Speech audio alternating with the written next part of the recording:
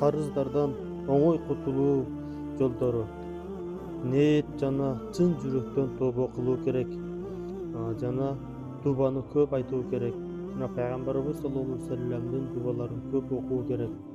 Ал дуба: Аллахумма инни аузу бика минал хамми вал хазани ва аузу бика минал аджзи вал касали ва аузу бика мин жубни вал бухли ва аузу бика мин галабати дайни ва кахри риджали. О Аллах, кайгы каба, алсыздык, жалкоолук, токпоктук, сараңдык жана карыздан басымы менен адамдардын зулумунан сага сыйынам, сени менен коргоном. Истигфарды көп айтуу керек.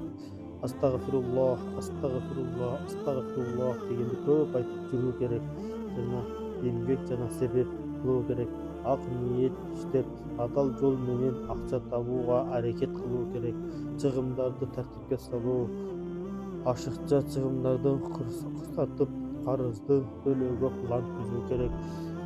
Садака берүү керек. Аз болсо дагы садака берип туруу керек. Жана убакытты кечиктирбөө, мүмкүнчүлүк болгондо карызды тезирээк төлөөгө аракет кылуу керек.